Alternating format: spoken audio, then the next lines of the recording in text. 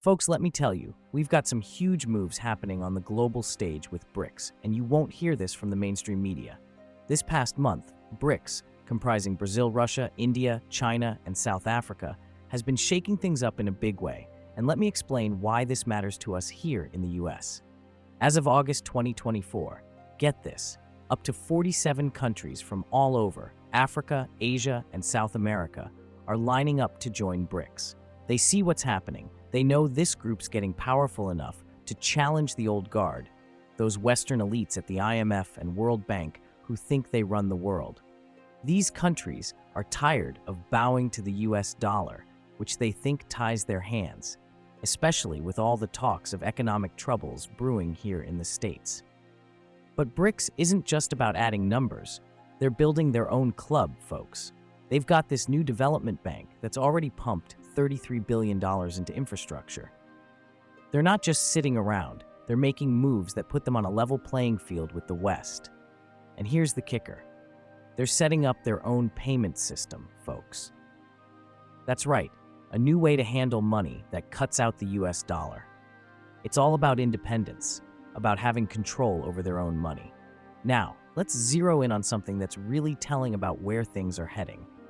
Russia and Iran, two countries that have been pushed around by sanctions and financial barriers by the West, have linked up their national payment systems. This is big. They've connected Iran's CPAM with Russia's SPFS, and now they're doing business in their own currencies, the ruble and the rial. That means no more US dollars, no more relying on SWIFT, which the West uses to keep tabs on international money.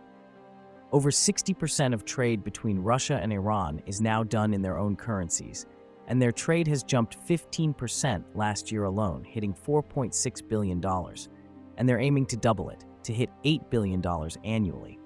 Plus, they've made it easier for folks in both countries to do business directly, accepting each other's bank cards, cutting through the red tape. So what does this mean for us? It's a wake-up call, my friends. The world's changing. Countries are standing up, saying they don't need to rely on the dollar, making moves that could affect our economy and our influence. And if we don't wake up and see what's happening, we might just find ourselves playing catch-up. You know, this whole BRICS thing is just exploding with potential. And I gotta tell you, it's making the big wigs in Washington a little nervous. Russia's VTB bank is stepping up big time, now offering services to make money transfers between Russia and Iran a breeze. This is all part of a bigger picture, folks. A plan within BRICS to build stronger economic ties and to say no thanks to depending on Western financial systems. It's about taking control of their destiny, not being tied down by the old rules and the old money. Now, I've got to ask for a quick favor. If you're finding this discussion enlightening, smash that like button.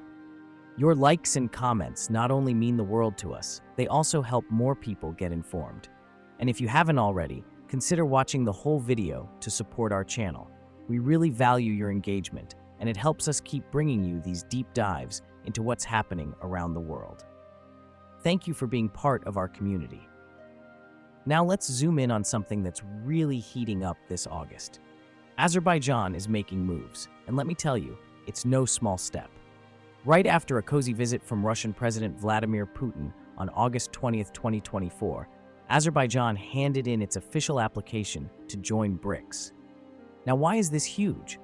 Because it's not just about Azerbaijan looking for new friends, it's about them setting up for the long game, expanding their global partnerships.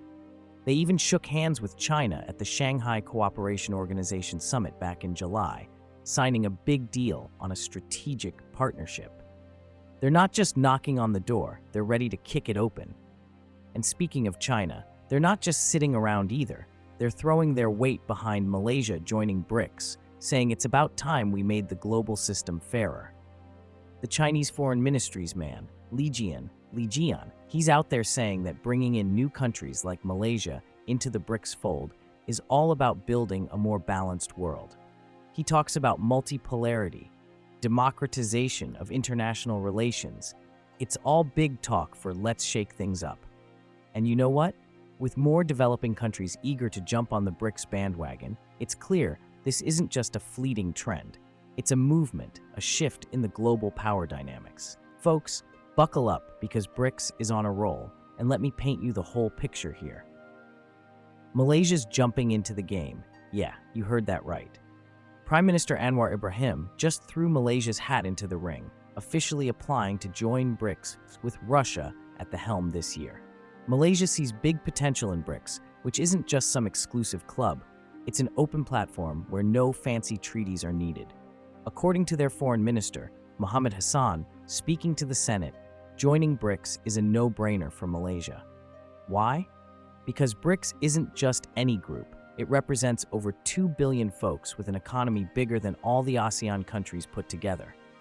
But wait, there's more stirring in Southeast Asia. Thailand isn't sitting this dance out either. Their cabinet just greenlit an application to BRICS, aiming to boost their economy and elevate their global standing. Thailand is looking to shake things up, reduce their reliance on the usual Western pals, and jump into what they see as a promising South-South cooperative framework. Vietnam's also peeking over the fence, having chats with Russia and China about joining the party, though they're keeping it on the down low for now. But here's a kicker. Turkey, sitting at the crossroads of East and West, is also itching to get in.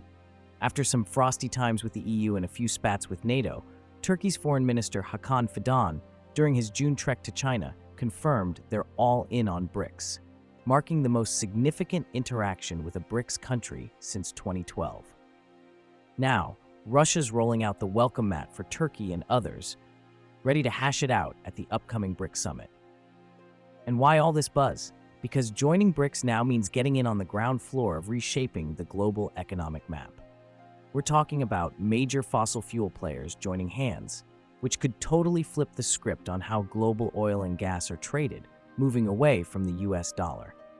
Bloomberg's analysts might say it's more politics than economics, but folks, when politics and economy dance, it's the whole floor that shakes. Hey folks, this isn't just about economics. It's a full-blown strategic play to set up a new powerhouse bloc that stands toe-to-toe with the G7, those big guns like the US, Canada, France, Germany, Italy, Japan, and the UK. And guess what? BRICS isn't alone in this game. Other big players like OPEC, the Shanghai Cooperation Organization, Mercosur, and the African Union are all in on this, striving for a world that's not just singing to the tune of the United States post-Cold War. Let's drill down into the trade power these guys are packing. In 2023, BRICS countries saw their trade boom to $422 billion, with China and Russia leading the charge. Their trade hit a massive $190 billion, fueled by a 20% spike just in the first half of 2023. And it's not just them. Brazil and China are doing a hefty trade too, dealing in things like soybeans, iron ore, and tech, clocking in at $165.7 billion. Now, hold on to your hats because 2024 brought a game changer. BRICS welcomed heavy hitters like Saudi Arabia, the UAE, Egypt, Iran, and Ethiopia into the fold. With these additions, BRICS now makes up a whopping 29.3% of the global GDP, that's $30.8 trillion, and represents 46% of the world's population. They've also grabbed a huge slice of the global oil pie, with their share of oil production leaping from 20.4% to 43.1%. That's not just numbers, folks. That's global power.